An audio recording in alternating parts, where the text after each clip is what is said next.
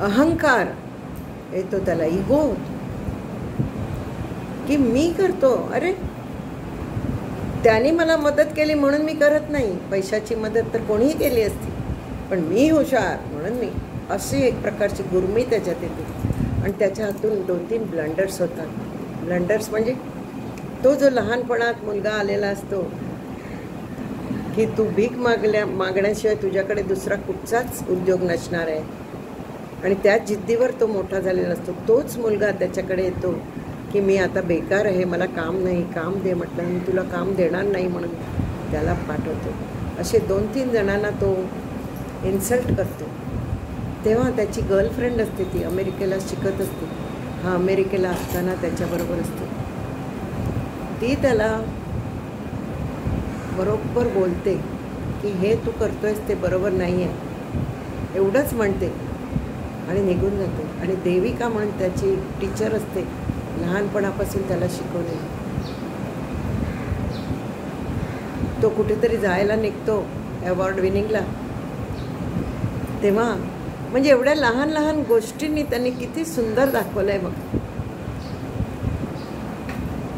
तो निघत असतो, काठी शोधतो, काठी मिळत नाही, काठी त्याला सापडत नाही. तो असंच हाताने असं असं असं करत जातो आणि खुर्ची असते तिथे मध्ये, खुर्चीचा ठोकर लागून तो पडतो. तेव्हा ती देविका येते, खुर्ची बाजूला करते आणि म्हणते, तुला वाटतं ना तूच सर्वस्व आहे, तुझ्यामुळे सगळं होतं असं वाटतं ना, मग तरी आज का पडलास बरं? तुझ्यामुळे होत नाही रे, तुला अजूनही काठीची गरज आहे.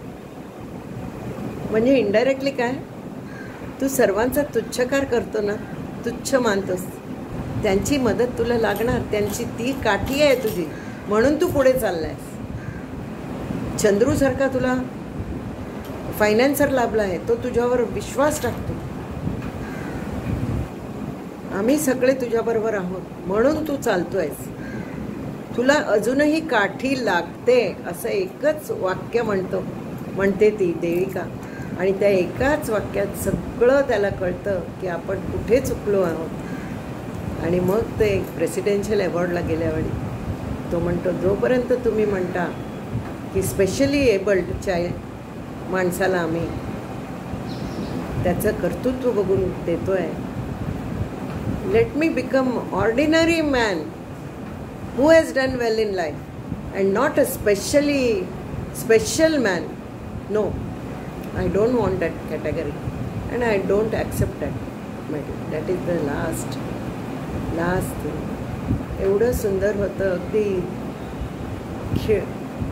अगदी लक्ष इथे तिथे कुठेच गेलं नाही बघा. लक्ष आम्हाला त्याच्यावरच होतं लक्ष. प्रत्येकाचं काम किती छान झालं आहे, किती छान झालं. सुंदर गाणी, पण नॉन गाणीच बॅकग्राऊंडमध्ये घातली आहेत. आणि टी सिरीजचं रिलीज आहे हे, मला खूप आनंद वाटला जेव्हा टी सिरीजचं नाव मी वाचलं. फॉर स्पेशली म्हणजे त्यांनी अशा मोटिव्हच्या पिक्चर्सना ते लोक वर आणतात, आपलं नाव देतात टी सिरीज, हे त्यांनी लिहिलेलं होतं असं सहज, म्हणून त्यांचं स्पॉन्सर्ड बाय म्हणतात, वॉटेवर त्यांचं नाव होतं. ते ऐकून मला खूप बरं वाटलं की एवढा पैसा कमावतात हे लोक, पण थोडी समाजसेवा पण करतात. आणि टी सिरीज ॲक्च्युली दे वर व्हेरी ऑलवेज देवधर्माची लोक ती, अनुराधा पौडवाल. आणि टी सिरीजचं मला त्यांचं नाव आठवतं.